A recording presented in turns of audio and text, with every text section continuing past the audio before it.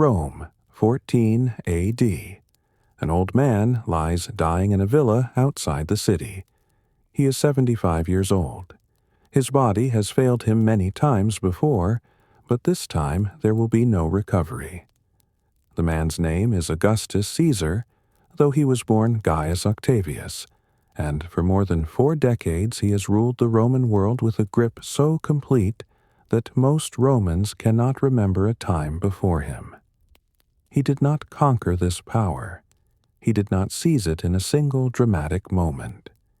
He built it, piece by piece, law by law, through patience and calculation that his enemies mistook for weakness until it was too late to stop him. Where Julius Caesar had been murdered for his ambition, Augustus had survived by disguising his. Where Mark Antony had demanded loyalty, Augustus had made himself necessary. Where others had ruled through force, Augustus had ruled through systems that would outlast him. The republic he had inherited was already dying when he entered politics. It had torn itself apart through civil wars, prescriptions, and the competing ambitions of men who could not share power. Augustus had entered this world as a sickly teenager with no military experience, no political network, and a famous name that made him more of a target than an asset.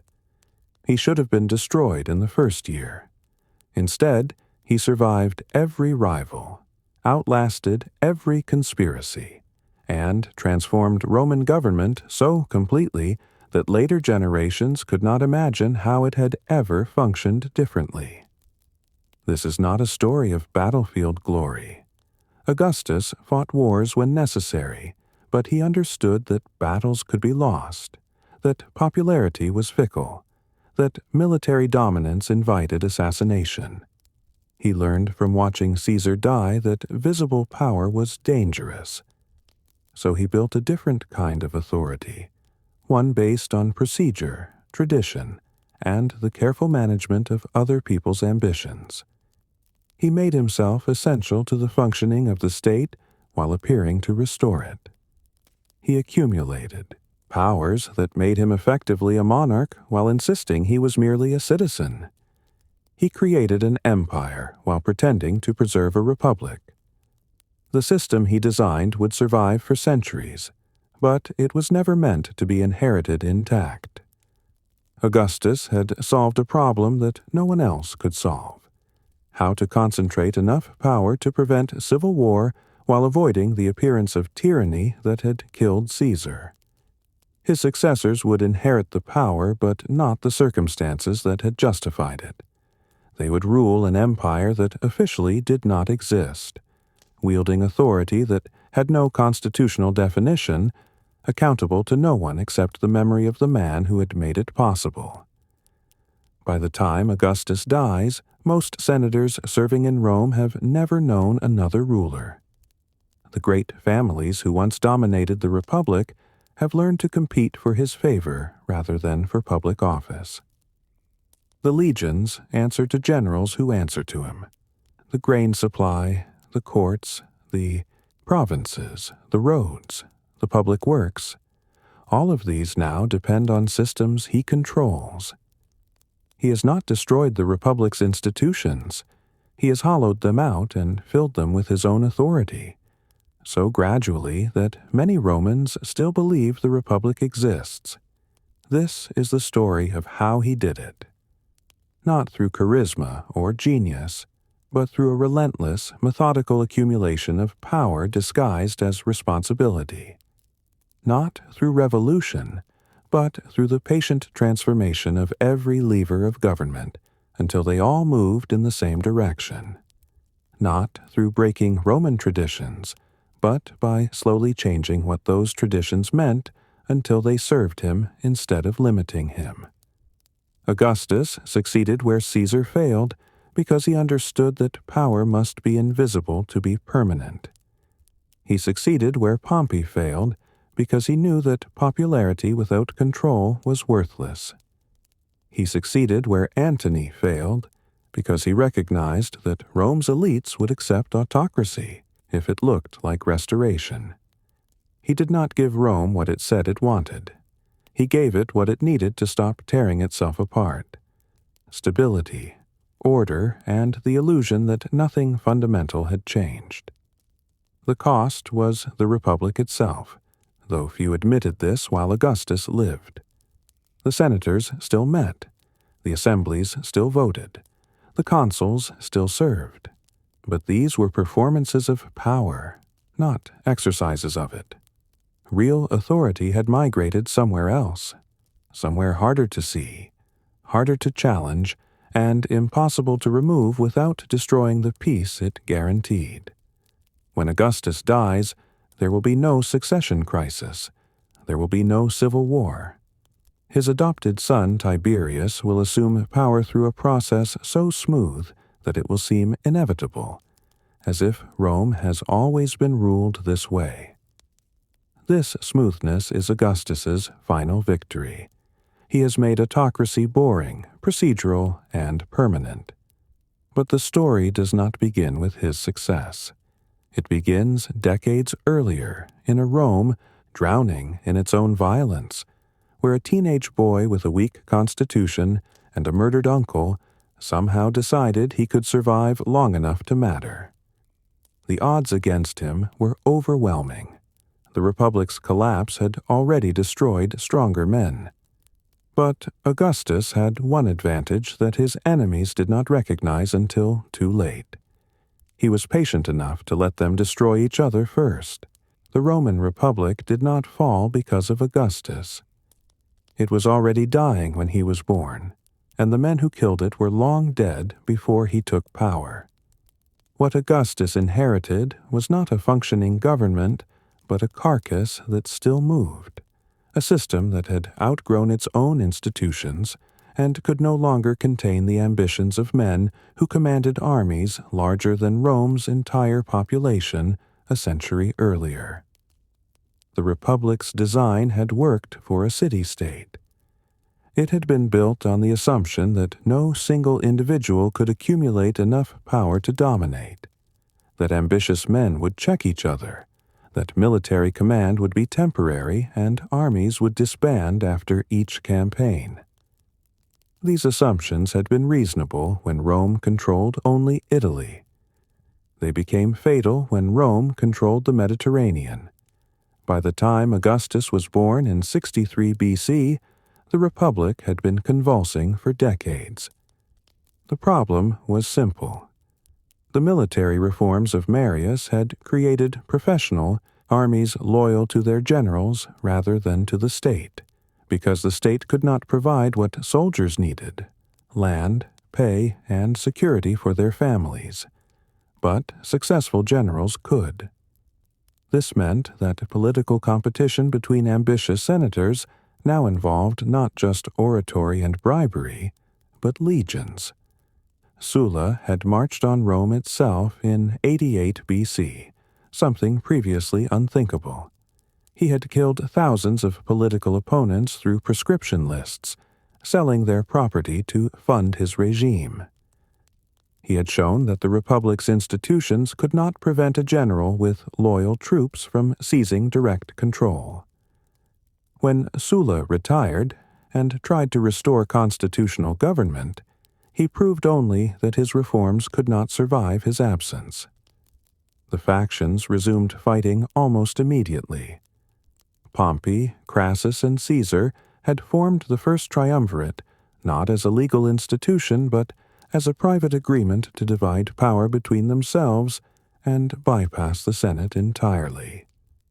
They had treated the Republic's offices as bargaining chips, arranging consulships and provincial commands through backroom deals rather than through constitutional process. When Crassus died fighting the Parthians, the arrangement collapsed.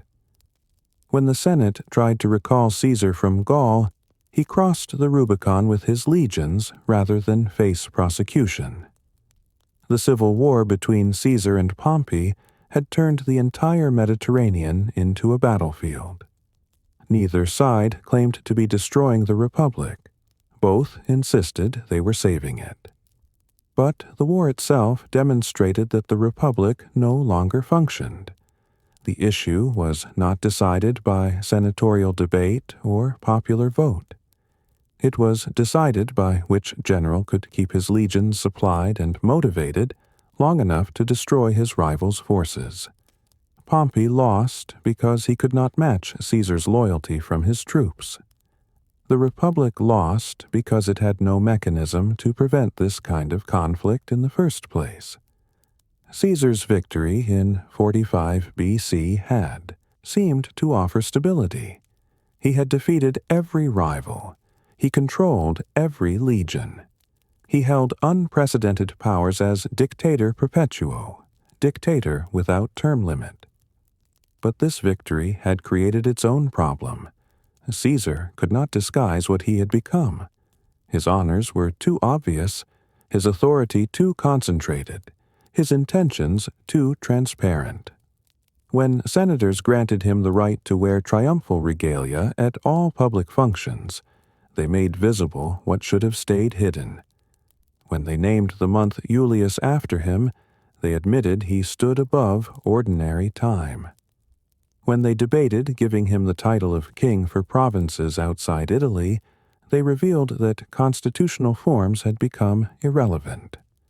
The conspiracy that killed Caesar on the Ides of March, 44 BC, was led by men who believed they were saving the Republic. They thought that removing the tyrant would restore constitutional government. This belief demonstrated how completely they misunderstood what had happened. Caesar was not the disease. He was a symptom of a republic that could no longer function because its institutions could not accommodate the concentration of power that empire required. The conspirators had no plan for what would follow Caesar's death because they believed his death would solve the problem. They expected the republic to simply resume, as if the previous decades of civil war had been an aberration rather than a revelation. Instead, Caesar's assassination guaranteed that the civil wars would continue, because the problem he represented, how to manage an empire through institutions designed for a city-state, remained unsolved. When Caesar died, he left three things that would determine Rome's future: an eastern campaign against Parthia that was planned but unexecuted, creating military obligations no one could ignore, loyal veterans who expected rewards their service had earned but the state could not provide, and a will that named as his heir an 18-year-old great-nephew, whom almost no one in Rome knew. That teenager was Gaius Octavius. He was studying in Apollonia when news of the assassination arrived. He was physically weak, prone to illness, and had no military experience. His only political asset was a name he did not yet legally bear: Caesar. The men who would dominate Roman politics over the next decade, Mark Antony, Lepidus, Brutus, Cassius, the Senate's old guard, regarded him, if they thought of him at all, as irrelevant. They were wrong, but they would not realize their mistake until it was far too late to correct it. Gaius Octavius heard of Caesar's death in Apollonia, across the Adriatic, where he had been sent to continue his education and prepare for the Parthian campaign. He was 18 years old. His health had always been fragile. Respiratory problems, digestive issues, a constitution that required careful management. His family was respectable, but not distinguished. His father had reached the praetorship before dying when Octavius was 4. His mother Aetia was Caesar's niece, which gave him a connection to greatness but not a claim to it. The news that reached Apollonia was chaotic. Caesar had been murdered by a conspiracy of senators. The assassins were barricaded on the Capitoline Hill. Mark Antony, Caesar's co-consul and closest ally, had secured Caesar's papers and was addressing the crowds. Rome was on the edge of chaos. The Caesarian veterans were furious, but disorganized. The conspirators had won the battle but seemed to be losing the aftermath. Then came the detail that changed everything. Caesar's will named Gaius Octavius as his primary heir and posthumously adopted him as his son. This meant, if he accepted, that Gaius Octavius would become Gaius Julius Caesar Octavianus, Caesar's legal son and the inheritor of both his fortune and his name. The officers with Octavius in Apollonia urged caution. Accepting the inheritance meant claiming a murdered dictator's legacy at a moment when that legacy's value was uncertain. It meant challenging Mark Antony, who already controlled Caesar's political network and his papers. It meant becoming a target for the conspirators, who had just demonstrated their willingness to use assassination as a political tool. For a teenager with no independent power base, no military experience, and a weak constitution, the safest course was to decline the inheritance and return to private life. Octavius ignored this advice. He returned to Italy and began calling himself Caesar. This was his first critical decision, and it revealed a strategic insight that would define his career. Names and legitimacy mattered more than immediate force. He had no legions. But he had the name that Caesar's veterans revered, and that name gave him a claim on their loyalty that no living general could match. Mark Antony treated him with barely concealed contempt. Antony was 15 years older, a proven military commander, Caesar's former co-consul, and the man currently controlling Rome's political machinery. When the teenage Octavian appeared in Rome demanding his inheritance and his father's veterans' loyalty, Antony saw not a rival, but an annoyance. A boy playing at politics with no understanding of how power actually worked. This contempt was Octavian's first protection. While Antony dismissed him, Octavian began carefully building connections with Caesar's veterans. He sold his own property to pay the legacies Caesar had promised them, demonstrating that he took his obligations as Caesar's son seriously even when the treasury would not.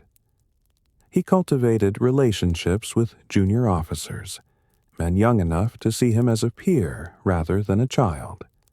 He presented himself not as a rival to Antony, but as Caesar's legitimate heir, entitled to respect not through his own achievements, but through his adoption. The Senate, watching this emerging conflict, saw an opportunity. Led by Cicero, they began to support Octavian as a counterweight to Antony. Cicero delivered speeches attacking Antony's ambitions and praising the young Caesar's devotion to constitutional government. This support was purely tactical. The Senate hoped to use Octavian against Antony, then discard him once Antony was defeated. Cicero reportedly said the boy should be praised, honored, and removed, meaning built up as a weapon against Antony, then pushed aside once he was no longer useful. Octavian accepted this support without illusions. He needed legitimacy and resources, and the Senate could provide both. But he understood that the senators, backing him, were not his allies. They were men who had tolerated or supported Caesar's assassination, and they viewed Octavian as a disposable tool.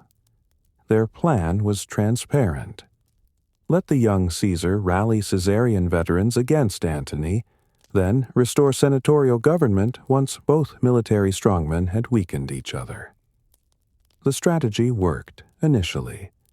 Octavian raised 2 legions in Campania from Caesar's veterans, offering them money and the promise of honoring Caesar's memory. In 43 BC, he marched these legions to Mutina, where Antony was besieging Decimus Brutus, one of Caesar's assassins who now held a provincial command. The Senate sent Octavian and the consuls to relieve Brutus, a mission that forced Octavian into the absurd position of fighting to save one of his adoptive father's murderers in order to maintain his alliance with the Senate. The battle at Mutina succeeded. Antony was defeated and forced to retreat. But both consuls died in the fighting, and the Senate immediately revealed its intentions by refusing to give Octavian a triumph and attempting to transfer his legions to other commanders. They had used him, and now they were discarding him, exactly as Cicero had proposed. Octavian's response demonstrated how completely the Senate had misread him. Rather than accepting dismissal, he marched his 8 legions on Rome itself. He was 19 years old. He demanded election as consul, an office normally restricted to men over 40 with decades of political and military experience. When the Senate hesitated, his centurions made the point more directly. Octavian became consul in August 43 BC through what was effectively a military coup. This action settled nothing. Antony still commanded legions in Gaul. Brutus and Cassius controlled the eastern provinces with massive armies funded by plundering Rome's wealthiest provinces. Sextus Pompey controlled Sicily and the grain supply. The Republic's carcass was being fought over by multiple factions, and Octavian's position was precarious. He had power in Rome, but he was surrounded by enemies with more experience, more resources, and more legitimacy. What he did next would determine whether he survived long enough to matter. The logical move, the move everyone expected, was to continue the civil war, with Octavian defending the Senate against Antony and the Eastern conspirators. Instead, Octavian made a choice that seemed to betray everything he had claimed to stand for. He decided to ally with the man he had just defeated, against the Senate that had just supported him, in order to destroy the men who had killed Caesar. The lesson of Caesar's assassination was not that he had accumulated too much power. The lesson was that he had made his power too visible, too personal, and therefore too easy to attack. Caesar had been murdered because senators could point to him as the source of their lost authority. They could tell themselves that removing the tyrant would restore the republic. This belief was delusional, but Caesar's concentration of obvious power had made the delusion possible. Octavian understood this in a way that Antony never would. The key was not to avoid power, but to avoid the appearance of monopolizing it. The key was to make oneself necessary to the functioning of the state rather than its master. The key was to ensure that attacking you meant attacking the stability that everyone, even your enemies, depended on. But in 43 BC, Octavian was not yet in a position to implement this understanding. He was 19, surrounded by older rivals, and needed to survive before he could build anything. The immediate problem was straightforward. Brutus and Cassius controlled the East with massive armies. They had plundered provinces to fund their legions. They presented themselves as liberators defending the Republic against tyranny. If they returned to Italy, they would destroy Octavian and anyone else associated with Caesar's legacy. Defeating them required resources Octavian did not have alone. It required a coalition. And the only possible coalition partner with sufficient military strength was Mark Antony, the man Octavian had just fought at Mutina. This created a problem of credibility. How could Octavian ally with Antony after working with the Senate against him? But also an opportunity. Antony needed Octavian's legitimacy as Caesar's heir. Octavian needed Antony's military experience and legions. Both needed the support of Lepidus, who controlled legions in Gaul and had served as Caesar's master of horse. They met on a small island in a river near Bononia. The meeting was carefully staged, with each leader bringing equal numbers of troops visible on opposite banks, a demonstration of mutual distrust. What emerged was the Second Triumvirate, officially titled the Commission of Three for the Ordering of State, a 5-year grant of supreme power voted by a cowed Senate and popular assembly. Unlike the first triumvirate between Caesar, Pompey, and Crassus, which had been an informal arrangement, this was legally sanctioned autocracy. The three men would divide the provinces between themselves, appoint magistrates, and command all legions. The price of this arrangement was paid immediately in blood. The triumvirs needed money to fund their campaign against Brutus and Cassius, and they needed to eliminate potential opponents in Italy before marching east.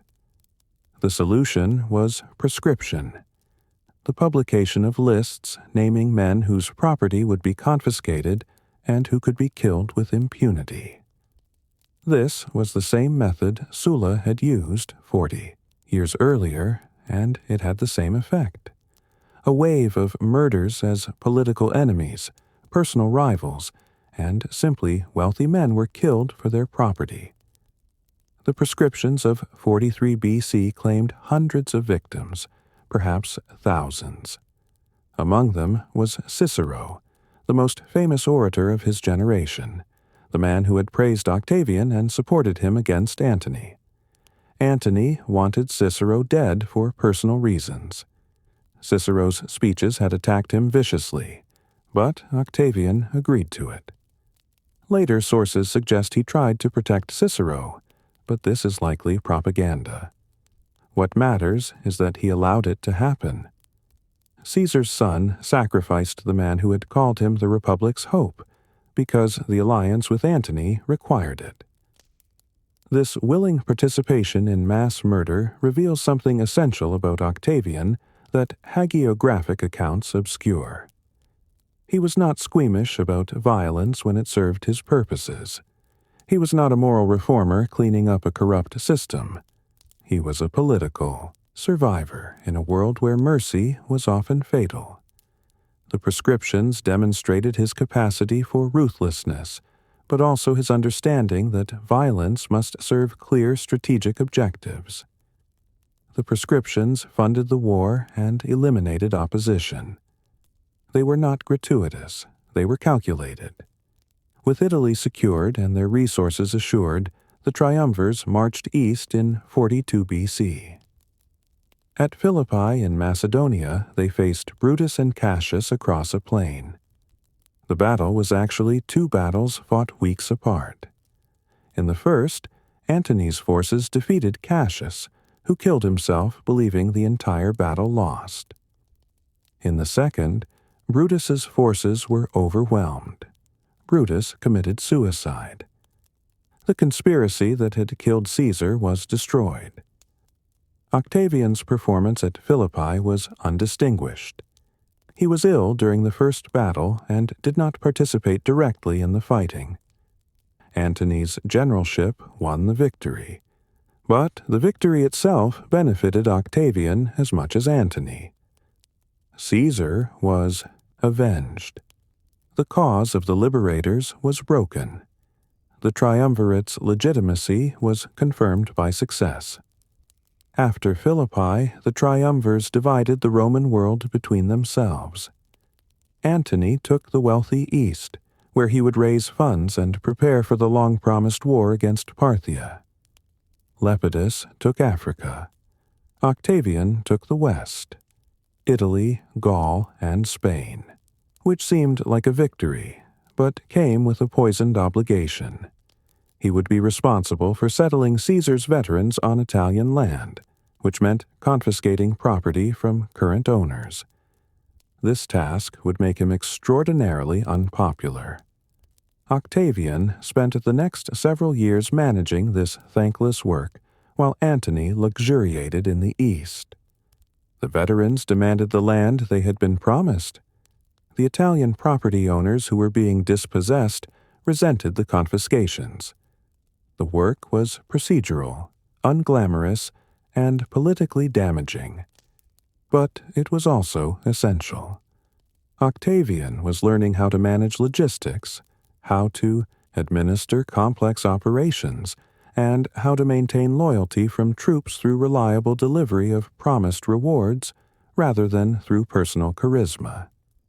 He was also learning patience. Antony was the senior partner, the successful general, the man who had actually won at Philippi. But Antony was also distracted by Cleopatra and the complications of managing Rome's richest provinces. He was not building permanent institutions. He was not thinking about how to end the civil wars. He was thinking about glory, about the Parthian campaign that would surpass Caesar's achievements, about securing his own position against future rivals. Octavian, meanwhile, was learning that the man who controlled Italy and the loyalty of the legions stationed there would eventually control everything else. The East was rich, but Italy was the center. Administrative competence was not glorious, but it was permanent. And permanence, he was beginning to understand, mattered more than glory. The final war was coming. It would be fought between Octavian and Antony, though for years both men pretended their alliance still functioned. And when it came, Octavian would win not because he was a better general, but because he had understood something Antony never did, that the man who appeared to preserve stability while actually accumulating power would always defeat the man who pursued glory while letting institutions decay. The settlement after Philippi should have been stable. The triumvirate controlled all Roman territories. The conspirators were dead. No rival faction commanded significant military forces. But stability required trust between the three men who had divided the world among themselves, and trust was impossible. Each triumvir understood that the arrangement could not last indefinitely, and each began maneuvering for the eventual confrontation. Octavian's position appeared weakest. He controlled Italy and the western provinces, but this meant he bore responsibility for the most politically difficult task: settling Caesar's veterans on confiscated land. The process created thousands of enemies: Italian landowners who lost property, communities disrupted by veteran colonies, local political networks destroyed by the resettlements. Octavian spent years managing these conflicts while building no military glory for himself. Meanwhile, a new threat emerged from an unexpected direction. Lucius Antonius, Mark Antony's younger brother, and Fulvia, Antony's wife, began opposing Octavian's land confiscations, claiming to protect Italian property owners. This was transparently political. They were trying to build a rival power base in Italy while Antony was in the east. In 41 BC, the conflict escalated into open war. Octavian besieged Lucius Antonius in Perugia, a hill town in central Italy. The siege lasted months through the winter of 41 to 40 BC. Perugia's population starved. When the city finally surrendered, Octavian's response was brutal. The city was sacked. Many of the local elite were executed. According to later hostile sources, Octavian personally presided over the killings at an altar, framing them as sacrifices to Julius Caesar.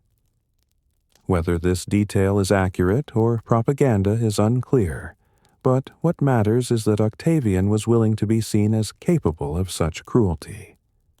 He had learned that the appearance of ruthlessness could be as useful as its reality.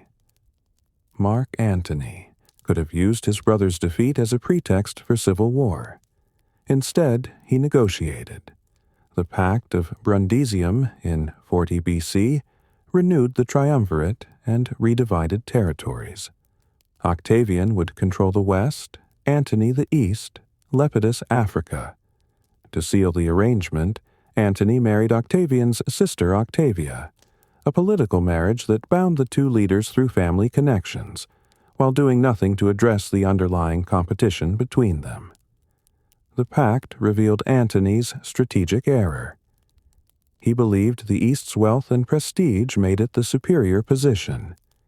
He planned to win glory through the long-delayed Parthian campaign, which would surpass anything Octavian could accomplish in Italy. This calculation ignored what Octavian was building. Not glory, but control over the machinery that actually ran the Roman state. The veterans being settled in Italy would look to Octavian as their patron. The senators and equestrians managing daily administration would work through Octavian's networks. The grain supply, tax collection, and judicial systems all operated through institutions Octavian was learning to manage. Sextus Pompey, son of Pompey the Great, complicated this arrangement. He controlled Sicily and much of Rome's maritime trade. His fleet could blockade Italy and starve Rome itself. The triumvirs could not defeat him militarily without enormous effort, so they negotiated instead. The Treaty of Misenum in 39 BC granted Sextus Pompey control of Sicily, Sardinia, and Corsica in exchange for guaranteeing Rome's grain supply. This recognized his de facto independence while pretending he was part of the constitutional order. The treaty lasted barely a year. Sextus Pompey's blockades resumed. Octavian found himself responsible for a war he was not equipped to win. His early attempts to defeat Pompey's fleet failed disastrously. 2 major naval battles in 38 BC ended in defeats. Storms destroyed his ships. His admirals proved incompetent. His own military, reputation, never strong, suffered further damage. This sequence of failures forced Octavian to develop one of his most important skills, the ability to delegate to competent subordinates while claiming the credit for their success. He promoted Marcus Vipsanius Agrippa, a childhood friend and genuinely talented commander, to lead the war against Sextus Pompey. Agrippa built a new fleet, trained new crews, and developed new tactics. In 36 BC, he won a decisive naval battle at Naulochus, destroying Pompey's fleet and ending the threat to Rome's grain supply. Octavian publicly celebrated the victory as his own, but he understood that Agrippa had won it. This understanding, that he could rule through others' competence without needing personal military glory, set him apart from every other Roman leader of his generation. Antony needed to lead his own legions. Pompey had needed to command in person. Caesar had needed to demonstrate his genius on the battlefield.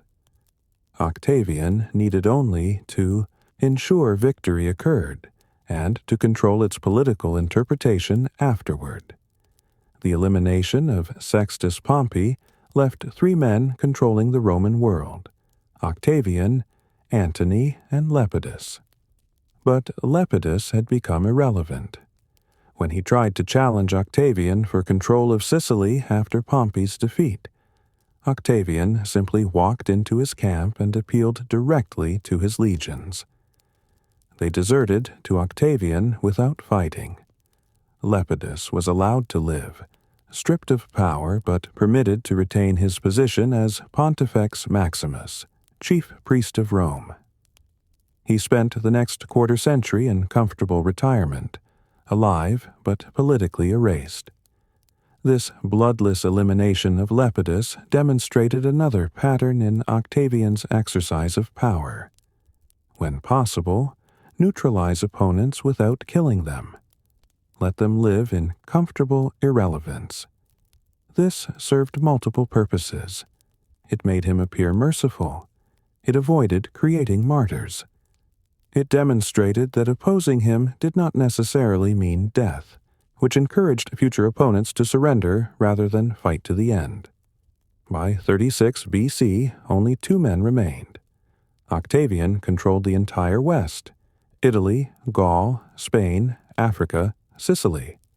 Antony controlled the East: Greece, Macedonia, Asia Minor, Syria, Egypt. Both commanded enormous military forces. Both had extensive patronage networks. Both understood that the triumvirate was a fiction, that the arrangement could not continue indefinitely, and that eventually one would have to destroy the other. Antony's position still appeared stronger. The East was wealthier. His relationship with Cleopatra, Queen of Egypt, gave him access to resources that exceeded anything available in the West. His planned Parthian campaign promised glory that would dwarf any of Octavian's administrative achievements. He was older, more experienced, and more famous. But Antony was making errors he did not recognize. He was identifying himself with the East and with Cleopatra in ways that alienated opinion in Italy. He was pursuing personal glory rather than institutional control.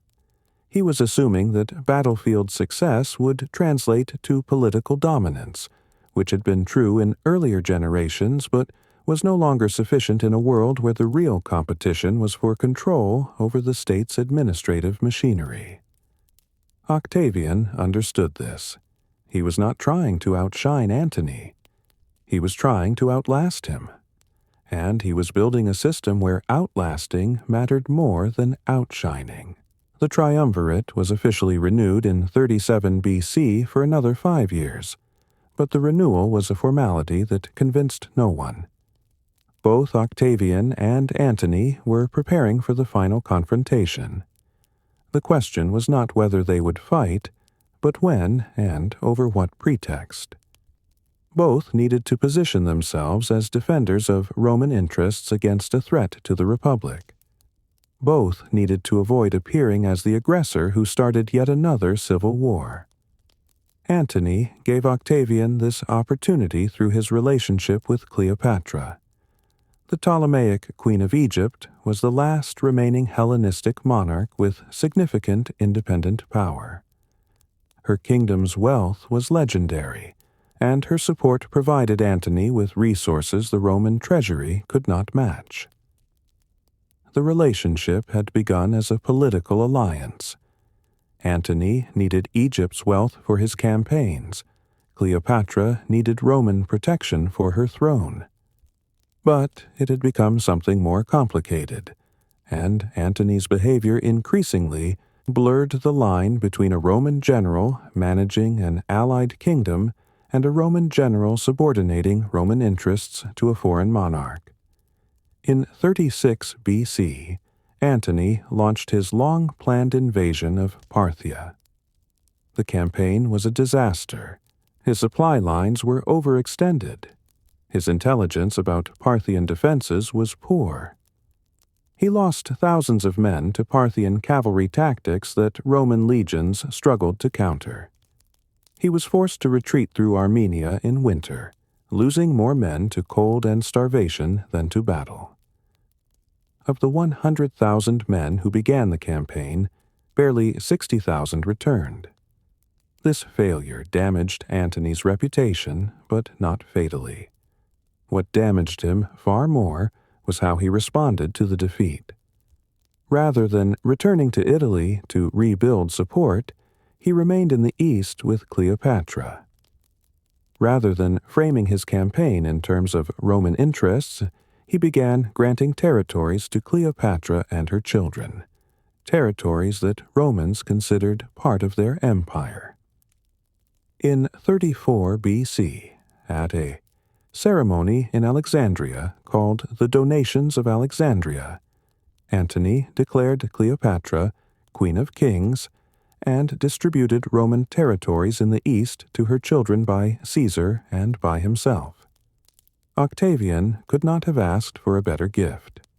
Antony had handed him a narrative, the defense of Rome against a foreign queen and her Roman lover who had betrayed the Republic. This narrative obscured the truth, that this was a civil war between two Roman strongmen competing for power, behind a more palatable fiction. Octavian was not attacking a fellow Roman. He was protecting Rome from foreign influence. The propaganda campaign began years before any fighting. Octavian portrayed Antony as bewitched by Cleopatra, enslaved to an Eastern queen, planning to move Rome's capital to Alexandria. These claims were exaggerations or outright fabrications, but they were politically brilliant. They transformed a civil war into a foreign war. They made Octavian's eventual attack look like defense rather than aggression. In 32 BC, the triumvirate officially expired. Octavian and Antony were now both private citizens in theory, though both commanded legions and provinces that gave them effective power far beyond any legal status. Octavian forced the issue by seizing Antony's will from the Vestal virgins who guarded it, a violation of religious protocol that demonstrated how desperate the situation had become. He read it publicly in the Senate, highlighting clauses that allegedly proved Antony intended to be buried in Alexandria beside Cleopatra, and planned to make Cleopatra's children by Caesar heirs to Roman territories. The will's contents may have been partially fabricated, but the political effect was devastating. The Senate, dominated by Octavian's supporters or those too frightened to oppose him, voted to strip Antony of his powers and declare war on Cleopatra. Not on Antony directly, which would have made the civil war obvious, but on the foreign queen he supposedly served. Italy and the western provinces swore a personal oath of loyalty to Octavian, a ritual that had no constitutional precedent but created a binding relationship between Octavian and millions of Romans that bypassed all traditional institutions. The war itself, when it came, was anticlimactic. Antony and Cleopatra gathered their forces in Greece, planning to invade Italy. Octavian, with Agrippa commanding his fleet, crossed first and trapped them at Actium, a promontory on the western coast of Greece. For months the two forces watched each other. Antony's supplies dwindled. His troops began deserting to Octavian. Cleopatra's fleet sat trapped in the harbor. The Battle of Actium, fought on September 2, 31 BC, was less a battle than a pursuit. Cleopatra's Egyptian ships broke through Octavian's blockade and fled southward. Antony followed her with a portion of his fleet, abandoning the rest of his forces. The troops he left behind surrendered to Octavian.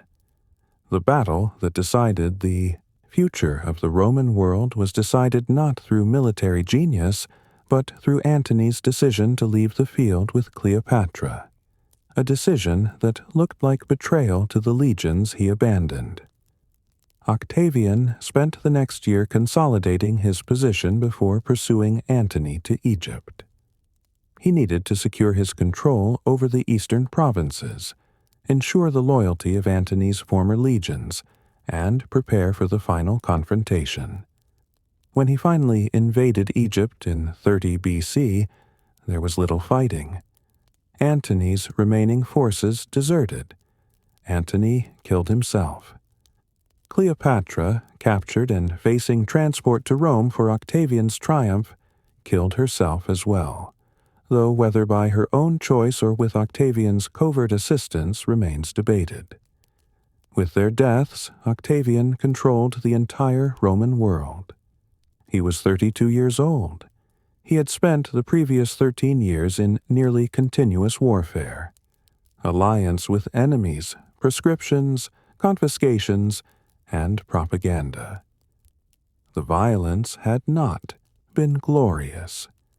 There had been no decisive battlefield victories that he commanded personally.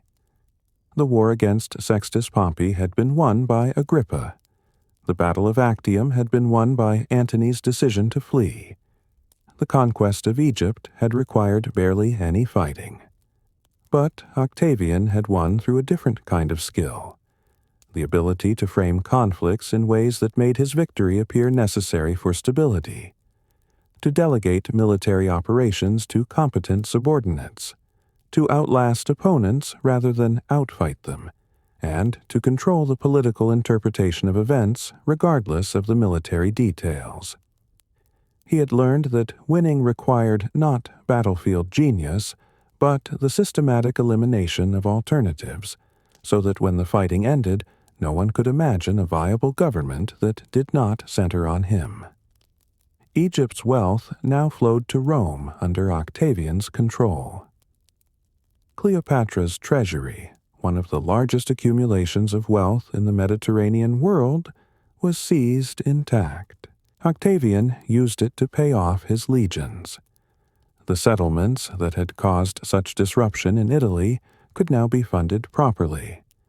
He used it to forgive debts in Italy, making himself popular with ordinary Romans who had been crushed by years of taxation and confiscation. He used it to begin the building projects that would physically transform Rome into a capital worthy of an empire. The civil wars were over. No rival remained. No faction commanded legions capable of challenging him. The question now was what he would do with this absolute power, and whether he could avoid Caesar's fate. Every man who had achieved such dominance before, Sulla, Pompey, Caesar, Antony, had either been murdered, defeated, or forced into retirement. The pattern suggested that such power was inherently unstable, that Rome's institutions and culture could not tolerate prolonged autocracy. Octavian would spend the next 4 decades proving this pattern wrong. But first, he had to make it appear that nothing had changed, that the Republic still functioned, that he was merely a citizen who happened to be essential to maintaining the peace. This illusion would be his greatest achievement. When Octavian returned to Rome in 29 BC, he did not act like a conqueror. He held 3 triumphs, for Dalmatia, for Actium, for Egypt. But these were celebrations of foreign victories, not civil war. The propaganda insisted he had defeated Cleopatra, not Antony. The war had been against a foreign threat to Roman interests, not against fellow Romans. This framing was legally necessary because celebrating a triumph over Roman citizens was prohibited, but it was also politically essential.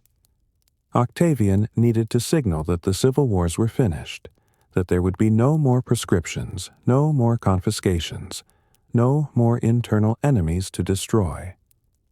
He closed the gates of the Temple of Janus, a ritual performed only when Rome was at peace with all external enemies. The gates had been closed perhaps twice in the previous 700 years. The symbolism was unmistakable. The age of warfare was over, and Octavian had ended it. That this peace had been achieved through civil war, through the elimination of every rival faction, through violence that had killed tens of thousands of Romans. All of this was buried beneath the narrative of restoration and stability. The practical reality was that Octavian controlled everything. He commanded all legions, either directly or through loyal subordinates. He controlled Egypt's wealth, which he treated as his personal possession rather than a province subject to senatorial administration. He had the loyalty of the veterans settled throughout Italy. He had the gratitude of ordinary Romans whose debts he had forgiven using Egyptian gold. He had no military rivals, no political opposition capable of challenging him, no institution that could limit his actions. This absolute power created an immediate problem: what to do with it. Caesar had accumulated similar dominance and been murdered for it. The pattern was clear. Romans would tolerate extraordinary power during emergencies, but that tolerance evaporated once stability returned. If Octavian appeared to be a monarch or a dictator, he would invite the same conspiracy that killed Caesar. But if he genuinely gave up power, the civil wars would resume because the underlying problems that had caused them remained unsolved. The solution he developed took years to implement and required unprecedented political creativity. He would retain all real power while appearing to restore constitutional government. He would exercise authority through multiple traditional offices rather than through a single title that marked him as autocratic. He would insist that he held no powers the Republic's constitution did not provide, while accumulating combinations of powers that no one had held simultaneously before, and that effectively made him irreplaceable. The first major step came in 27 BC. Octavian appeared before the Senate and announced he was returning control of the provinces to the Senate and Roman people. This statement was technically accurate, but strategically meaningless. He returned the provinces that were peaceful and required little military presence. He retained direct command of provinces that contained nearly all the legions: Spain, Gaul, Syria, Egypt. This meant the Senate administered civilian territories while Octavian controlled all military force. The arrangement was presented as a temporary necessity until the frontier provinces could be stabilized, but everyone understood it was permanent. In exchange for this theatrical gesture of restoration, the Senate granted Octavian the title Augustus, a name that carried religious overtones of reverence without the political baggage of king or dictator. They also voted him proconsular imperium over his provinces for 10 years, renewable indefinitely. This gave legal form to what he already controlled: supreme military command that was technically constitutional but practically unlimited.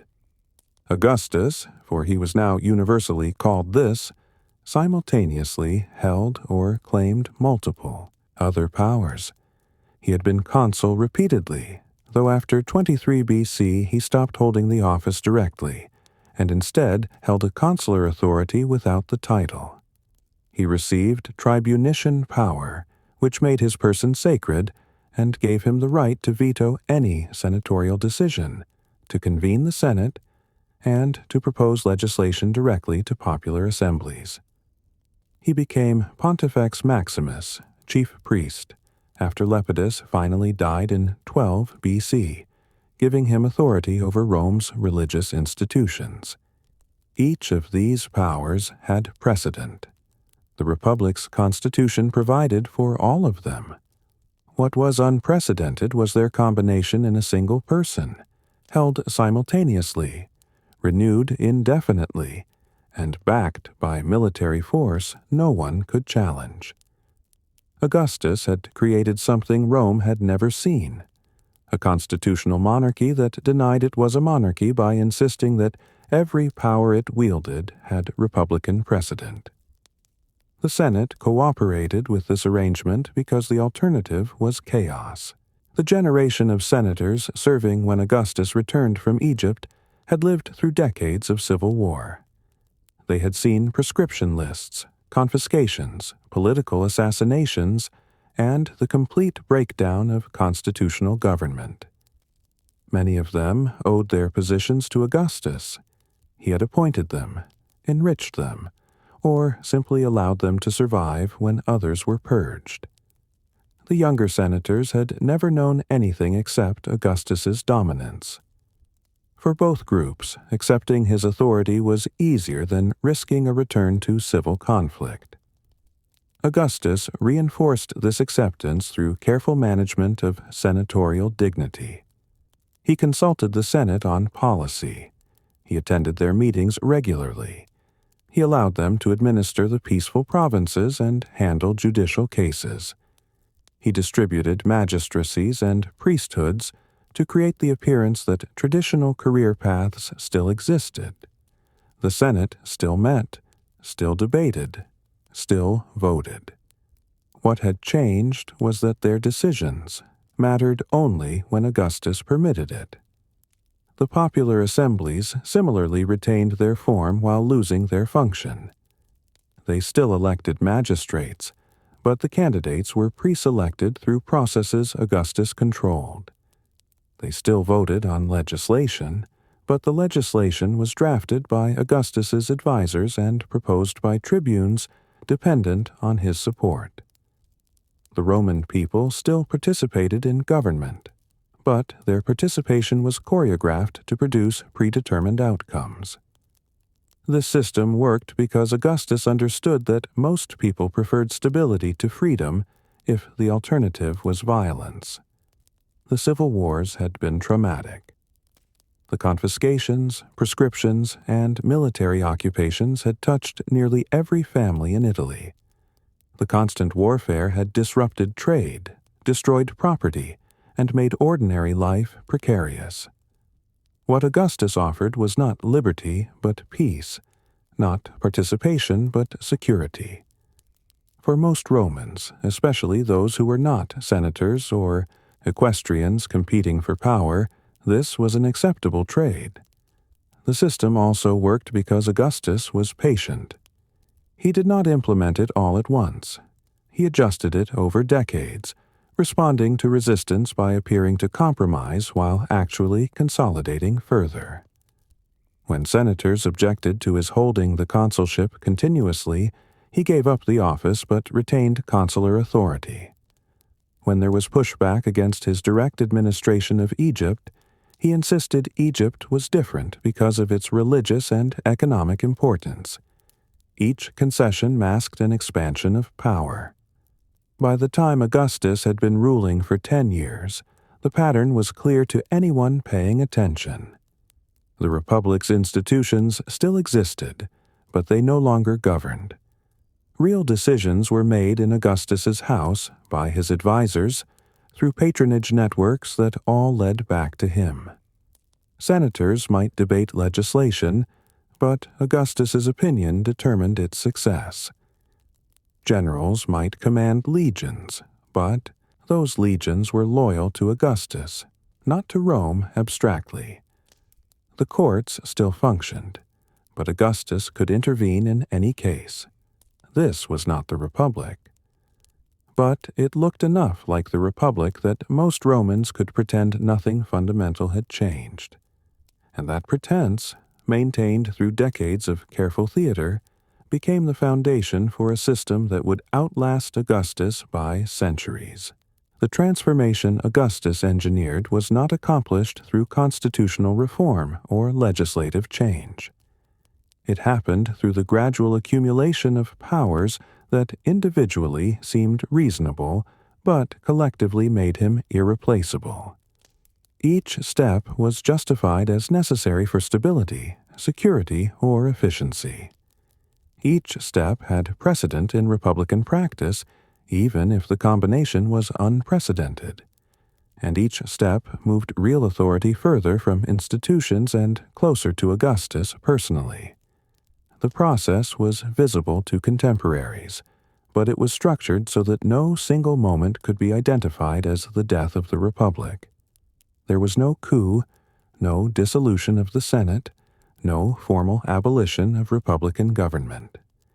Instead, Republican institutions were maintained while being systematically drained of independent authority. Senators still served. Magistrates still held office. Popular assemblies still voted. But these activities became performances that ratified decisions made elsewhere in the private meetings and correspondence networks that centered on Augustus. The transformation was easiest to observe in the military.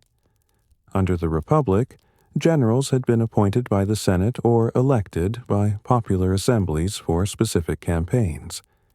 Their authority ended when their term expired or their campaign concluded. Legions were supposed to be loyal to Rome, not to individual commanders, though this principle had been violated repeatedly during the civil wars. Augustus changed this permanently. All legions were now his. Generals commanded at his direction and served at his pleasure. The Senate could not appoint commanders independently. Popular assemblies could not elect generals. Military authority flowed entirely from Augustus, and the legions understood this.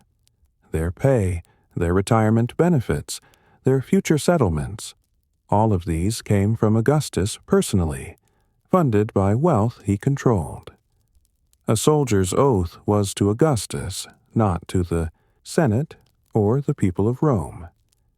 This arrangement was presented as temporary, a necessary measure while frontier provinces remained unstable. But Augustus made sure the frontiers remained unstable enough to justify permanent military presence. There were always campaigns being planned, threats being monitored, borders requiring reinforcement. And even when frontiers were secure, the system did not change, because changing it would require trusting that whoever came after Augustus would maintain peace, and no one believed such trust was warranted. The fiscal system underwent a similar transformation. The Senate had traditionally controlled Rome's treasury, the aerarium, which funded state functions.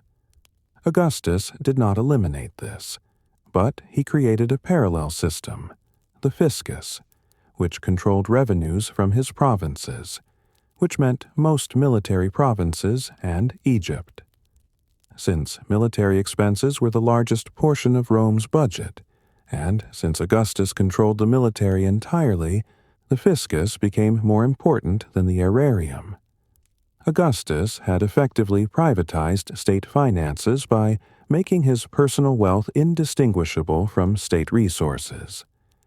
This gave him power over every senator and equestrian who depended on state funds for their activities. Building projects required Augustus's approval because he controlled the money. Provincial administration required his support because he appointed the governors. Even senatorial provinces, theoretically independent, required cooperation with Augustus's system to function effectively. The financial transformation was less visible than military control, but equally fundamental. Every institution needed resources that only Augustus could provide. The transformation extended to social control through Augustus's moral legislation. In 18 BC and again in 9 BC, he pushed through laws regulating marriage, adultery, and inheritance. These laws required senators and equestrians to marry and produce children, penalized adultery harshly, and restricted inheritance rights for the unmarried. Officially, this was about restoring traditional Roman morality after the chaos of the civil wars. In practice, it extended Augustus's authority into the private lives of Rome's elites in ways that were unprecedented. The legislation was unpopular, particularly among the upper classes who resented state interference in family matters. But opposition was dangerous. Augustus was attempting to restore proper Roman behavior, or so the official narrative claimed. Opposing him meant defending licentiousness and moral decline. The laws themselves were probably unenforceable for most Romans and were applied selectively. What mattered was the principle. Augustus now claimed authority over social behavior, family structure, and personal relationships. No aspect of Roman life was beyond the reach of his concern. Religious transformation followed similar patterns. Augustus restored temples, revived ancient priesthoods, and emphasized traditional ritual. This was presented as religious conservatism, a return to the practices that had made Rome great before the civil wars undermined proper piety. But Augustus controlled these restored institutions. He appointed the priests, funded the temples, and determined which rituals received state support.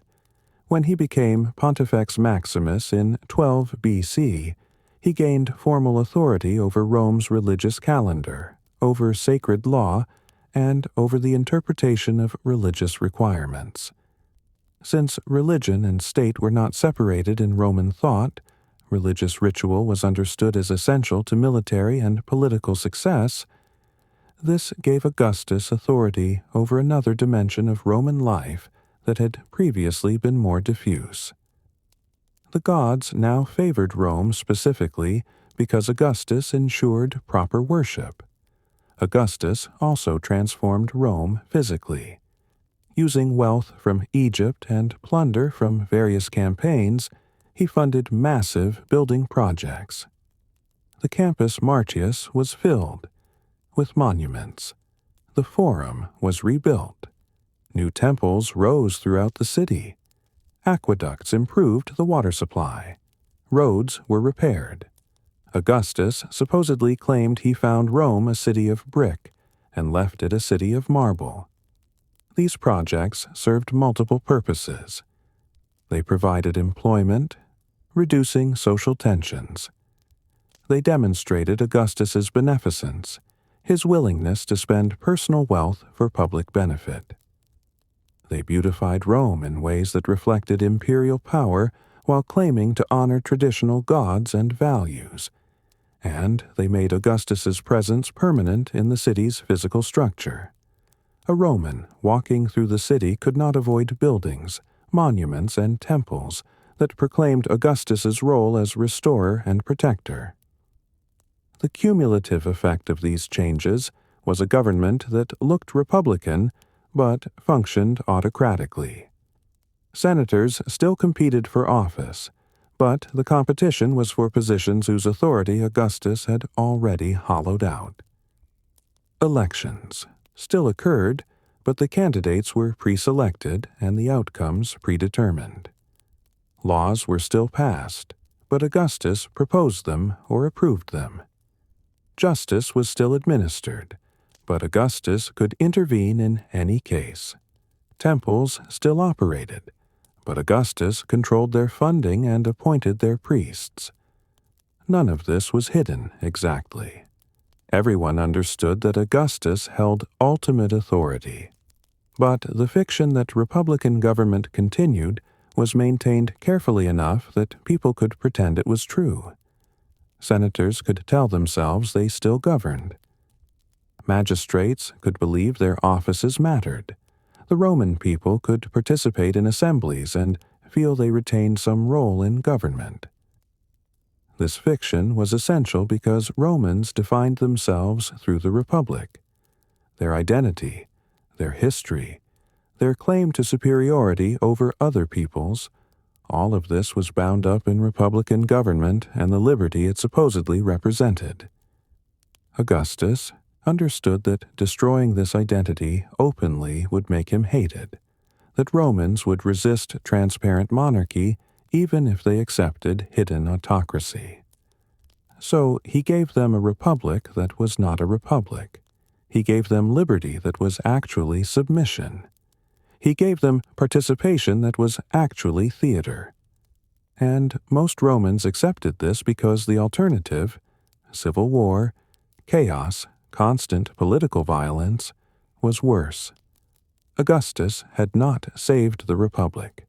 He had destroyed it so completely that no one could admit it was gone.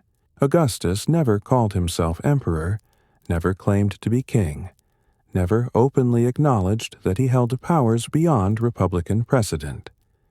His official position, repeated endlessly in inscriptions and official documents, was that he was princeps, first citizen, the leading man among equals in the Senate. This claim was technically accurate in the same way that calling a lion the first among cats is accurate. It described hierarchy while obscuring dominance.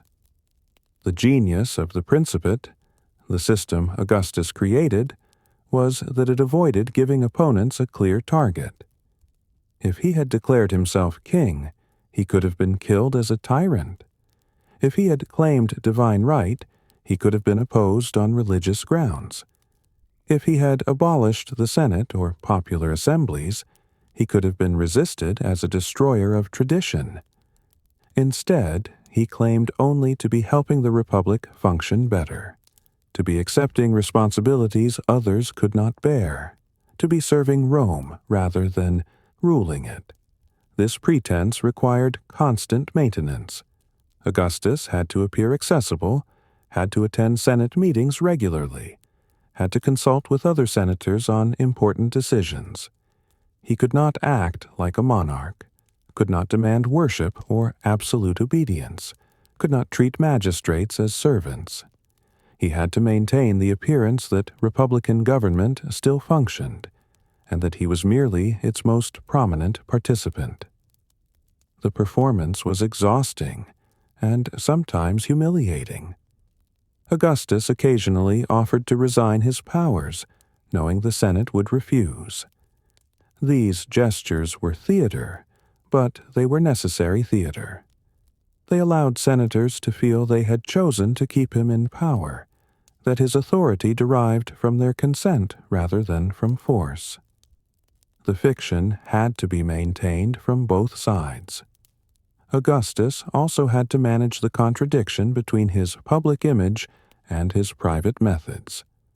Publicly, he promoted traditional morality, religious piety, and constitutional government. Privately, he maintained networks of informers, controlled succession through adoption and marriage alliances, and eliminated potential rivals through methods ranging from social isolation to forced suicide. The moral legislation he championed did not prevent him from exiling his own daughter Julia for adultery when her behavior threatened dynastic plans. These contradictions did not undermine his position, because Romans understood power required such flexibility. What mattered was that Augustus maintained order. How he did it, what methods he employed privately, which specific measures he took against individuals, these were less important than the overall result. The Republic's final decades had demonstrated that principled commitment to constitutional forms could not prevent civil war. Augustus's pragmatic hypocrisy at least delivered stability.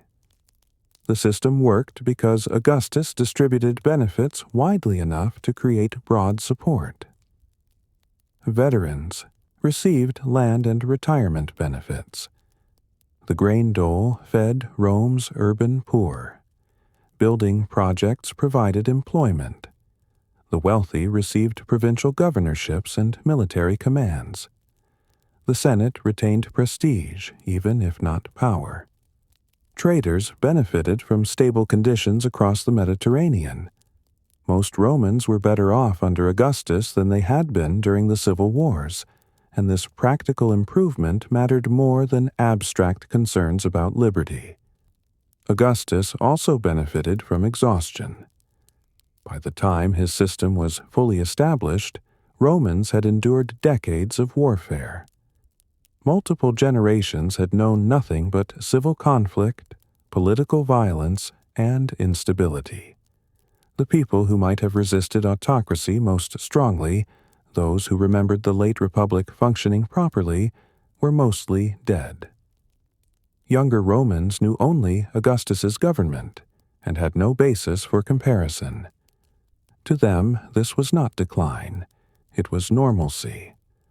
The lack of viable alternatives reinforced acceptance. No other individual commanded comparable loyalty from the legions. No other system had demonstrated it could prevent civil war. No other arrangement had maintained peace across Rome's territories. Opposing Augustus meant risking a return to chaos, and few were willing to take that risk for abstract principles about republican government. This situation gave Augustus enormous freedom in managing succession, which became increasingly important as he aged. He had no biological sons. His nephew Marcellus, groomed as heir, died young. His loyal general Agrippa, married to Julia to secure succession, also died. Augustus's stepsons, Tiberius and Drusus, became candidates by default, but Augustus clearly preferred his grandsons Gaius and Lucius Caesar, whom he adopted and positioned for future rule. These succession plans were entirely extra-constitutional. The Republic had no mechanism for hereditary power because such power violated Republican principles.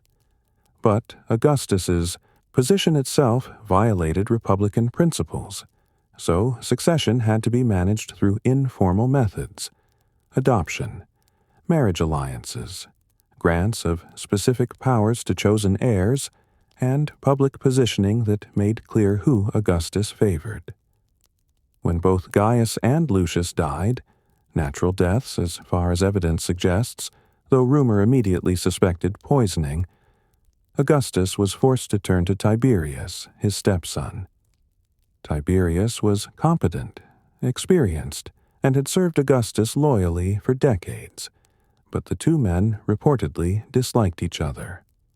Augustus adopted him in 4 AD and granted him tribunician power, effectively designating him as heir while ensuring that if Tiberius died before Augustus, the succession would pass to Germanicus, Augustus's great-nephew whom Tiberius was required to adopt.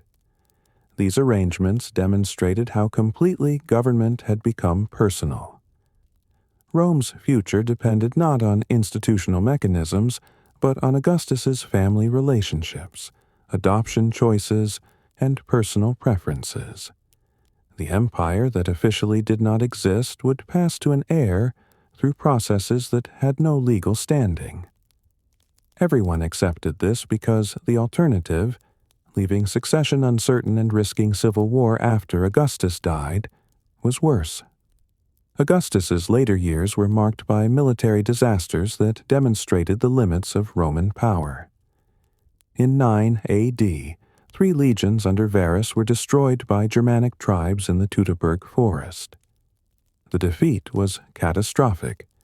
Rome lost roughly 10% of its total military force in a single engagement.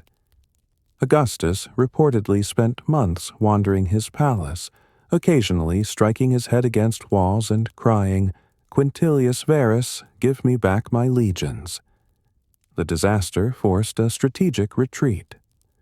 Augustus ordered the Rhine to be accepted as Rome's permanent northern boundary, rather than continuing efforts to conquer Germania. This decision was practical.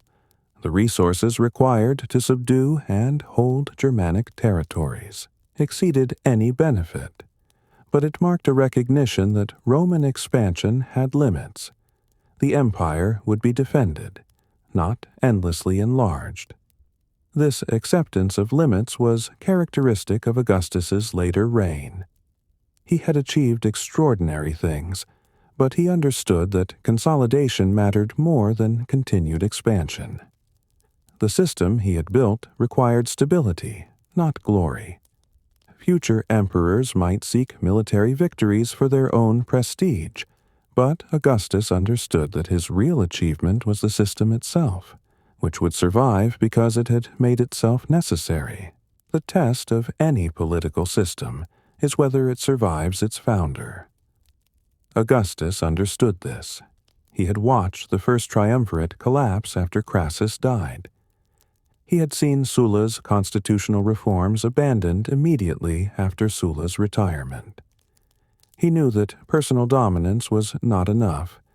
The system itself had to be sustainable without the particular skills and authority that had created it. This understanding drove the institutional innovations of Augustus's later reign. He was not content with holding power. He needed to create mechanisms that would allow his successors to hold power with less ability and less legitimacy than he possessed. The challenge was that his own position was unique. He had ended the civil wars, commanded absolute military loyalty, and held moral authority as Rome's savior. Future emperors would have none of these advantages. They would inherit power, but not the circumstances that justified it. Augustus's solution was to embed imperial authority in multiple overlapping systems that would constrain future emperors while enabling them to rule. He created a permanent bureaucracy of slaves and freedmen who managed daily administration. These imperial servants were loyal to the position rather than to the person, which meant they would serve whoever held Augustus's offices, regardless of that person's individual qualities. A competent emperor could use them effectively. An incompetent emperor would at least not break the machinery. The military system was perhaps his most important legacy. Augustus reduced the total number of legions from over 50 at the end of the civil wars to 28 after Teutoburg, eventually settling at 25. Each legion was stationed permanently in specific provinces, creating a professional army that knew its territories and responsibilities. Legionaries served for 20 years, then received retirement benefits funded by a military treasury Augustus established. This made soldiers dependent on the system rather than on individual generals. He also created the Praetorian Guard, elite cohorts stationed in and around Rome. Officially, they protected the emperor. In practice, they became kingmakers, capable of deposing emperors who lost their support. This was a dangerous innovation. Augustus was creating an armed force that could threaten his successors, but it was necessary. Someone had to protect the emperor, and it was better to have that force formally organized and controlled than to depend on informal bodyguards. The provinces were reorganized to separate civilian administration from military command where possible. Senatorial provinces, governed by proconsuls, were peaceful and required no legions. Imperial provinces, governed by legates appointed by Augustus, contained the armies. This division ensured that provincial governors could not easily rebel. They would need to coordinate civilian administration with military force across multiple provinces. A complex conspiracy that would be difficult to conceal. Egypt was handled uniquely. It was too wealthy and strategically important to be governed normally. Augustus ruled it as personal property, not as a Roman province. Senators were forbidden to visit Egypt without imperial permission. The governance was handled through an equestrian prefect who answered directly to Augustus. This arrangement set a dangerous precedent. The emperor's personal property was indistinguishable from imperial territory, but it ensured that Egypt's wealth would always be available to whoever controlled the principate. The fiscal system was rationalized. Augustus conducted a census of the entire empire, documenting population and resources in ways that enabled systematic taxation. Tax collection was gradually moved from private contractors, whose abuses had been notorious, to salaried officials. The change reduced corruption and increased revenue while making more people dependent on imperial administration for their livelihoods. Every tax collector, every census taker, every financial administrator now derived authority from the emperor. Augustus also established a stable currency system. During the civil wars, multiple mints had produced coins with varying precious metal content, making trade difficult and enabling inflation. Augustus centralized minting, standardized currency values, and ensured that imperial coinage was accepted throughout the empire. This seemingly technical reform had profound implications. It made trade easier, allowed long-distance economic coordination, and meant that every commercial transaction in the empire involved coins bearing Augustus's image. The road system was expanded and maintained through imperial funding. The cursus publicus, a state courier system, enabled rapid communication between Rome and the provinces. Milestones marked distances from Rome, and many named Augustus as the builder. The practical effect was that travel, trade, and military movement all depended on infrastructure that was visibly imperial. The empire was bound together physically through systems that advertised their origin. Legal reforms standardized procedures across provinces. While local laws remained in effect for routine matters, serious cases could be appealed to Rome, which meant ultimately to the emperor.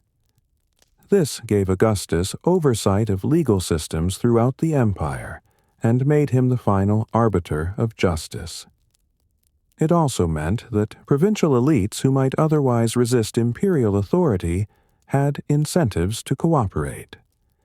They could use Roman law to their advantage if they worked within the system.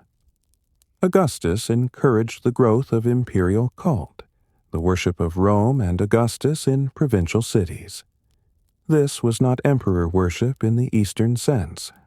Augustus was not claiming divinity during his lifetime in Roman territories. But the cult provided ritual that bound diverse peoples to Rome through religious practice. Local elites competed to fund temples, sponsor festivals, and hold priesthoods in the imperial cult.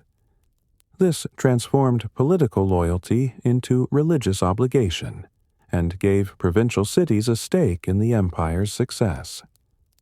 All of these reforms shared a common pattern. They made the emperor essential to systems that affected daily life throughout the Mediterranean world. You could not trade without imperial currency. You could not travel long distances without imperial roads. You could not seek justice in serious cases without imperial courts. You could not serve in the military without imperial authorization.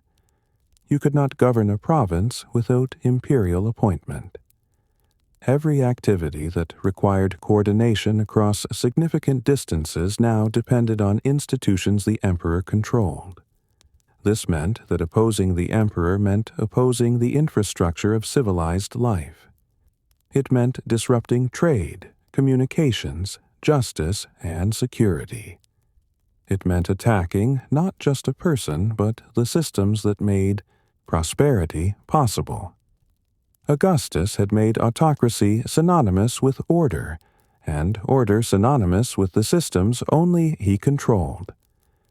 The genius of this arrangement was that it did not require future emperors to be competent, only to be acceptable enough that removing them would cause more disruption than tolerating them. An incompetent emperor could harm the empire's interests, start foolish wars, waste resources, and behave tyrannically toward individuals. But as long as the underlying systems continued functioning, the empire would survive. The bureaucracy would still operate. The legions would still guard the frontiers. Trade would still move along imperial roads. Justice would still be administered in imperial courts. This explains why the Roman Empire survived some genuinely terrible emperors.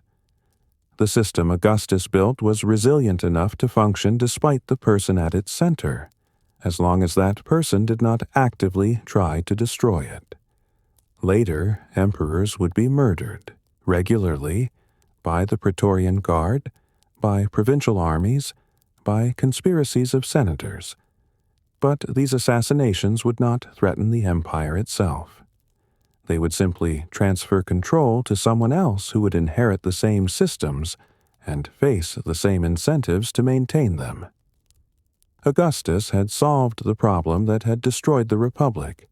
He had created a system that could contain dangerous levels of power without collapsing under the weight of that power.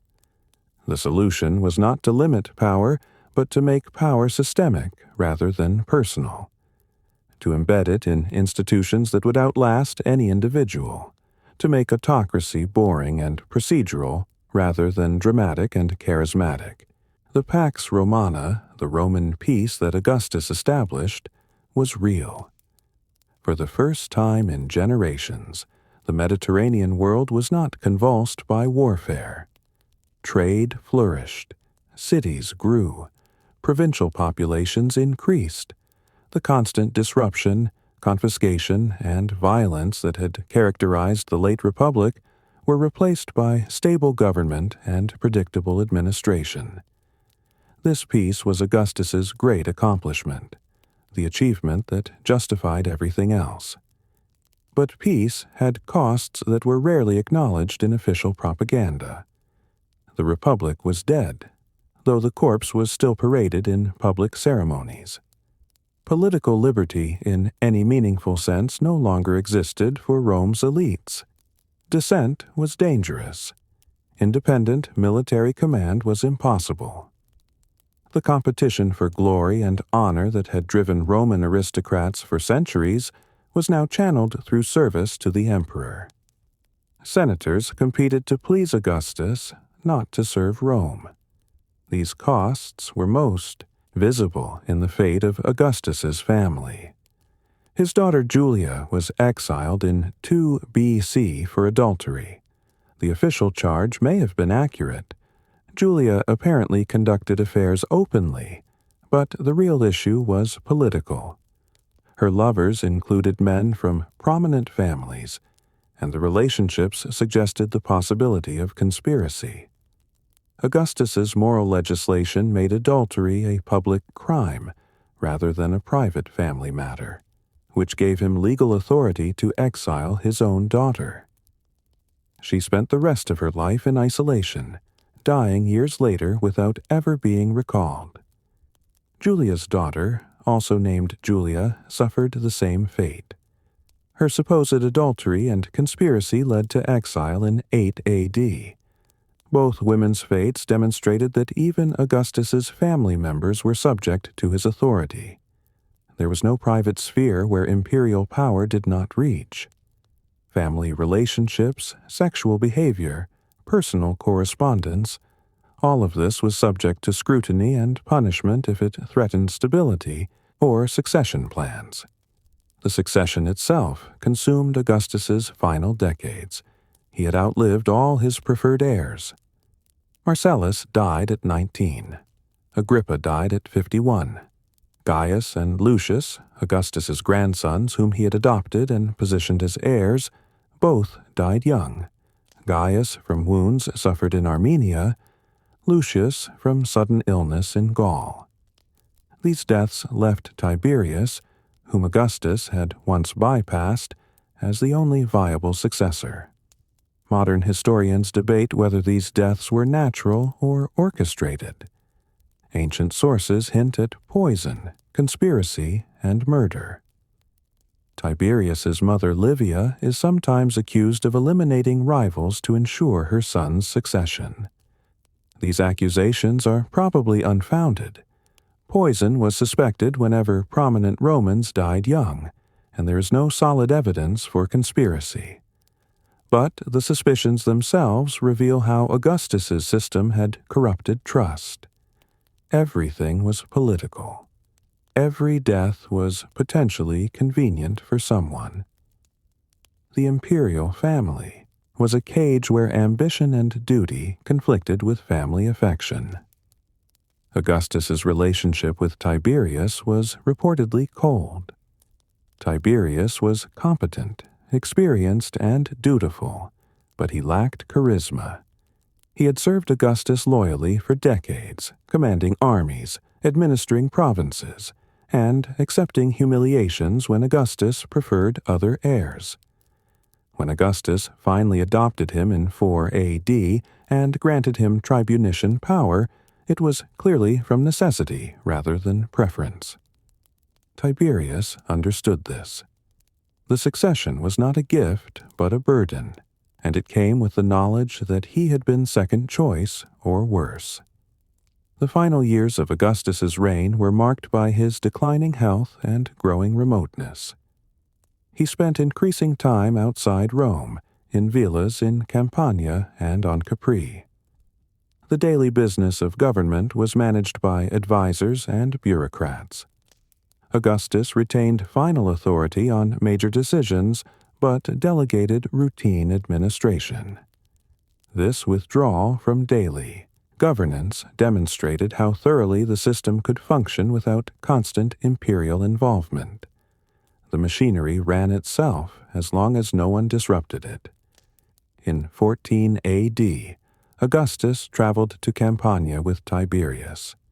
He fell ill during the journey and died in Nola on August 19th. He was 75 years old and had ruled Rome for more than 40 years. According to Suetonius, his last words were a request for applause, as if his life had been a theatrical performance requiring audience appreciation. The story may be apocryphal, but it captures something true about Augustus's reign.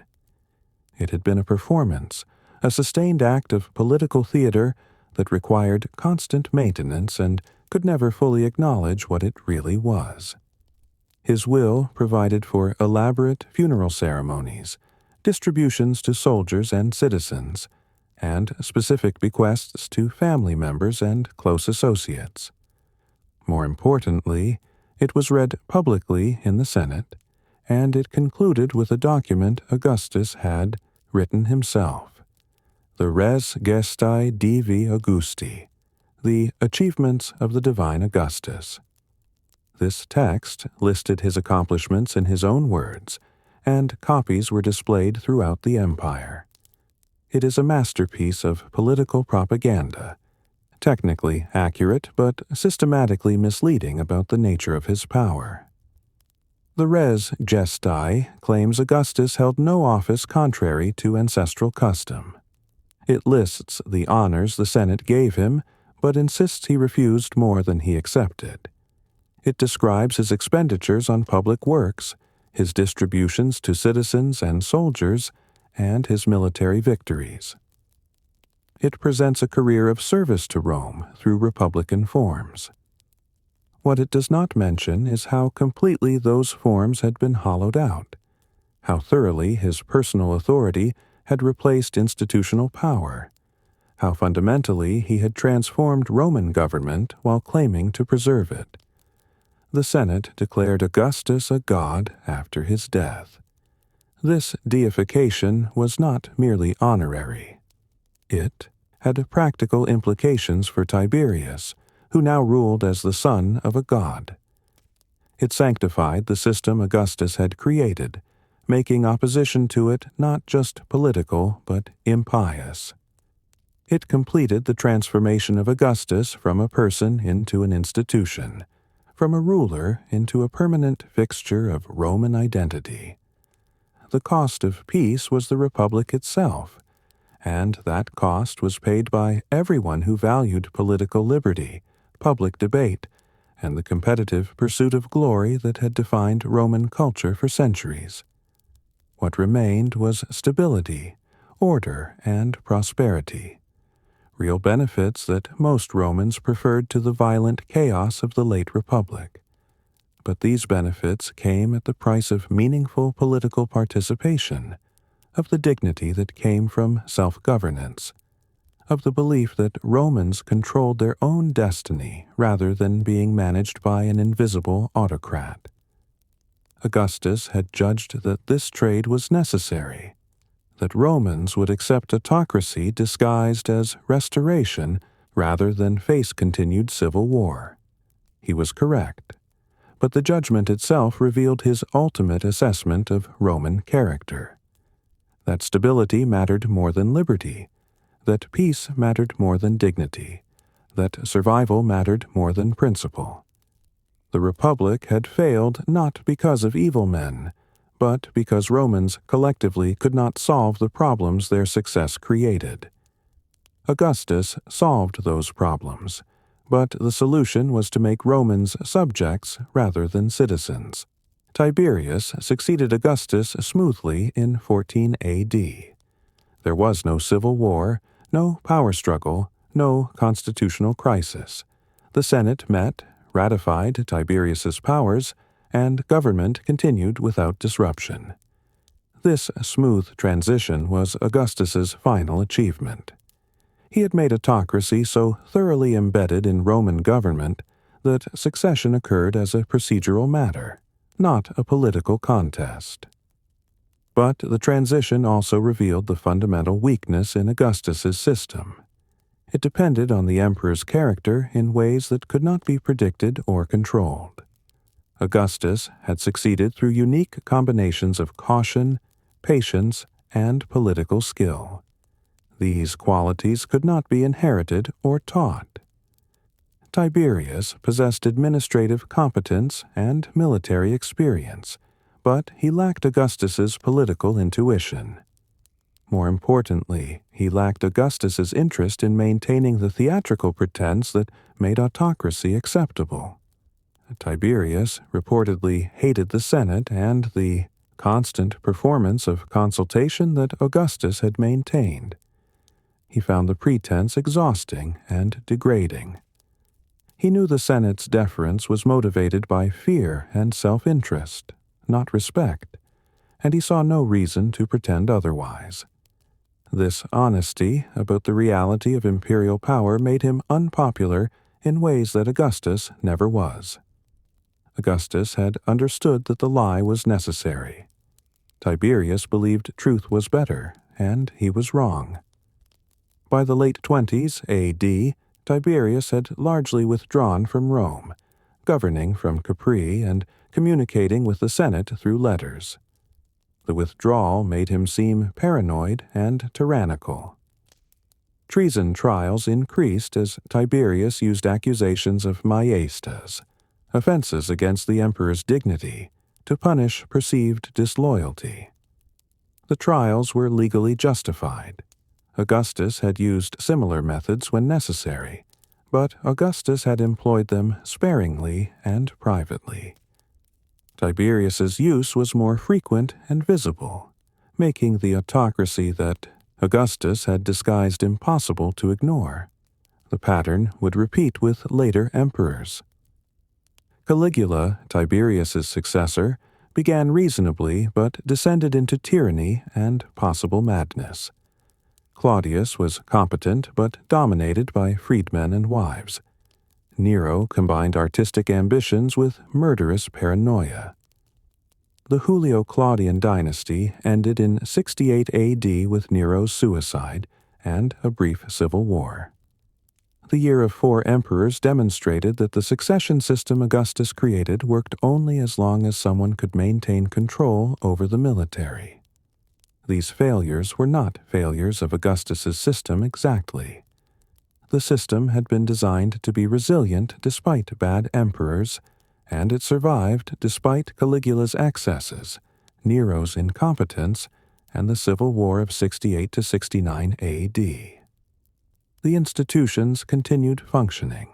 The provinces remained governed. The frontiers were defended. Trade continued. What failed was the dynasty, but dynasties were always vulnerable. Augustus had tried to establish hereditary succession without calling it that, and the attempt succeeded for 50 years before collapsing. The deeper lesson was that Augustus had solved one problem: how to concentrate power enough to prevent civil war, while creating another: how to ensure that concentrated power would be used responsibly. He had no answer to this second problem. He had succeeded because of his particular skills and circumstances. His system enabled successors to hold power, but it could not make them use it wisely. Later, emperors would be better and worse. The Antonine dynasty of the 2nd century AD would give Rome some of its most capable rulers. The 3rd century would bring military anarchy and near collapse. But through all of this, the basic system Augustus created persisted. The emperor commanded the armies, appointed provincial governors, controlled finances, managed the bureaucracy, and held final judicial authority. The Senate still met but did not govern. The assemblies eventually stopped meeting entirely. The Republic never returned. The persistence of Augustus's system for centuries demonstrated that he had understood something fundamental about power, that it could be stabilized if it was made systemic rather than personal, if it was embedded in institutions that served practical functions, if it was presented as restoration rather than revolution. Later, emperors would worship Augustus as divine founder, would claim to follow his example, would present themselves as his successors. The system he created became inseparable from Roman identity. But the persistence also demonstrated the limits of institutional design. Augustus had created a stable autocracy, But he had not created a system that ensured good governance. He had ended civil wars, but only by making civil war impossible, by ensuring no rival could accumulate enough power to challenge the emperor. This meant that bad emperors could not be removed constitutionally. They had to be assassinated or overthrown militarily, which meant that good emperors often died violently too, since distinguishing between tyranny and firm rule was difficult. The system's stability came at the cost of adaptability. Republican government had been chaotic, but it had allowed rapid response to crises through competition between ambitious leaders. Imperial government was orderly, but it concentrated decision-making in ways that made paralysis possible if the emperor was incompetent or uninterested. The empire would survive for centuries, but it would never fully solve the problems Augustus's system created alongside the problems it solved. Augustus had ended the Republic to save Rome from itself. The judgment was probably correct. The Republic's institutions could not manage an empire without destroying themselves through civil war. But the solution was not to fix the institutions. The solution was to replace them with autocracy while pretending nothing had changed.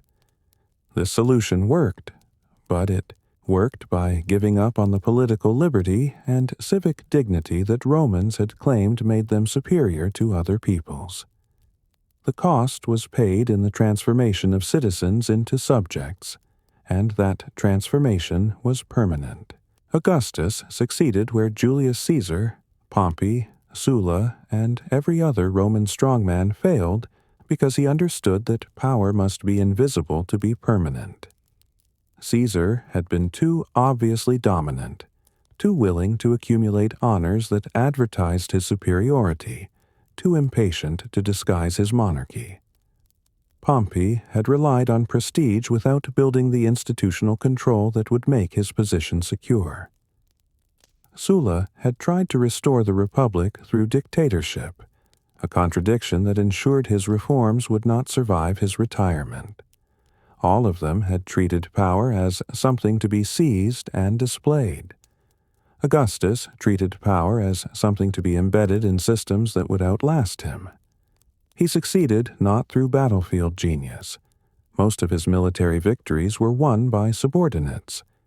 He succeeded not through charisma. He deliberately avoided the kind of personal magnetism that made Caesar beloved, but also made him a target. He succeeded through the patient, methodical transformation of every institution until they all depended on him while appearing to function independently.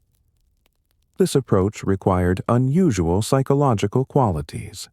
Augustus had to tolerate being underestimated. He had to accept that his achievements would be less visible than military glory. He had to endure the tedious work of administration, judicial reform, and fiscal management, rather than pursuing dramatic gestures. He had to maintain the fiction of republican government even when everyone knew it was a fiction. These requirements would have been unbearable to someone seeking fame or recognition. Augustus sought power, and he was willing to be boring to achieve it. His success also required extraordinary circumstances. He entered politics at exactly the moment when the Republic's collapse was obvious but not yet final. He was young enough to outlast rivals without being so young that no one took him seriously. He inherited Caesar's name, which gave him a claim to legitimacy without burdening him with Caesar's specific commitments. He faced opponents who were more talented individually, but who could not cooperate long enough to defeat him. He lived long enough, 75 years in an age when most did not reach 50, to see his system stabilized. These circumstances were unrepeatable. Augustus's particular combination of patience, administrative skill, political cunning, and longevity could not be replicated. His successors would inherit the system he built, but they could not recreate the process of building it. This meant the empire would survive despite bad emperors, but it also meant that good emperors could not reform the system fundamentally without risking the stability it provided. The historical judgment on Augustus has varied. Ancient sources are ambivalent. Tacitus, writing a century later, is deeply skeptical, seeing Augustus as the destroyer of liberty who established tyranny through deception. Suetonius presents a more mixed picture, praising Augustus's achievements while recording his cruelties. Modern historians debate whether Augustus was a brilliant statesman who saved Rome from chaos or a cunning autocrat who destroyed the Republic while pretending to restore it. Both views are correct. What is undeniable is that Augustus changed the trajectory of Western history. The Roman Empire he created would last for centuries in the West and more than a millennium in the East. The governmental systems he pioneered, permanent bureaucracy, professional military, centralized fiscal administration, would be imitated by later empires. The division between public performance and private power would become characteristic of European political culture. The tension between republican forms and autocratic reality would recur repeatedly in Western political development. Augustus also demonstrated something that later autocrats would repeatedly prove, that people will accept visible loss of liberty in exchange for stability if the alternative is chaos. The trade is not necessarily irrational. Liberty in conditions of civil war is worthless. Political participation that produces constant violence is not valuable. Order that enables prosperity and security is better than freedom that produces destruction. Augustus made this trade explicit, and most Romans accepted it. But acceptance came with costs that were sometimes acknowledged, sometimes hidden. The political culture that had produced Cicero's speeches, Caesar's commentaries, and centuries of competitive public oratory was replaced by a culture of flattery, caution, and private expression. The dignity of republican office-holding was replaced by service to the emperor. The belief that Romans controlled their own destiny was replaced by dependence on systems the emperor managed. These losses were real, even if they seemed justified by the gains in stability. Augustus's greatest achievement was making autocracy permanent in a culture that had defined itself through republican government. He did this not by convincing Romans that autocracy was superior, but by making republican government impossible without actually abolishing it. He made the Republic into a performance whose audience knew it was a performance but watched anyway, because the alternative was worse. This achievement required political genius of a rare kind. The ability to transform institutions while preserving their appearance, to accumulate power while distributing credit, to rule completely while claiming to serve. The system he built was not just. It was not free. It was not what Romans had claimed to value for centuries. But it worked, and it worked for a very long time. Augustus had understood that survival matters more than principle, that order matters more than dignity, that institutions matter more than ideals. He had judged that Rome needed a master who claimed to be a servant, and he was correct. The judgment itself, that Romans could not govern themselves and needed to be managed by an invisible autocrat, was damning. But it was also accurate. This was Augustus's legacy. Proof that people will trade freedom for stability, that autocracy can persist if it is disguised as restoration, and that the destruction of political liberty can be accomplished by someone patient enough to make each step seem necessary and small. These lessons have been learned repeatedly since Augustus's death, and they remain relevant to any society that must choose between order and freedom when both cannot be maintained simultaneously.